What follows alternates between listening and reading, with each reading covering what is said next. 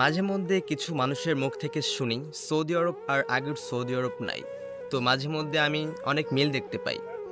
যেমন এখন রমজান মাস, এখন বিভিন্ন কোম্পানি থেকে নিয়োগ দেওয়া হয়। সেখানে 90% মানুষ লাগবে নন মুসলিম, 10% হয়তো মুসলিম। আচ্ছা, 10% কেন মুসলিম জানেন? এত কম কেন মুসলিমের সংখ্যা? কারণ মুসলিমরা রমজান মাসে 10 ঘন্টা কাজ করতে পারে না, তারা 6 ঘন্টা কিংবা 8 ঘন্টা করে।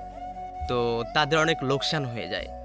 আমার প্রশ্ন হচ্ছে, আমরা যারা মুসলমান আছি, আমরা যদি 6 ঘন্টা কাজ করি, 8 ঘন্টা কাজ করি, আমাদের পারিশ্রমিক কিন্তু এই 8 ঘন্টা 6 ঘন্টারই দেওয়া হয়, আমাদের কিন্তু 10 ঘন্টার দেওয়া হয় না। তাহলে ওদের কি এমন সমস্যা? আচ্ছা, এটা কি হওয়া উচিত আদৌ সৌদি আরবে, মুসলিম কান্ট্রিতে?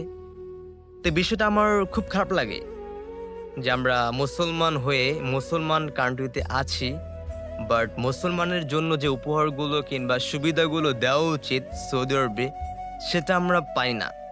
এটা আমরা আসলে বুঝতে পারি যারা আমরা ফ্রি ভিসায় আছি সৌদি আরবে, তারা খুব হাড়ে হাড়ে টের পাচ্ছি যে আসলে রমজান মাস আসলে কি হয় আমাদের কাজের অবস্থা, কিংবা আমরা যারা কাজ করি। তো যাই হোক, কথাগুলো কেউ নেগেটিভভাবে নিবেন না যে সৌদি আরবের বদনাম করছি। বিষয়গুলো নিজের চোখে দেখছি, আমরা ফেস করছি প্রবলেমগুলো, তাই কথাগুলো শেয়ার করলাম। জাস্ট এতটুকুই। ভালো থাকবেন।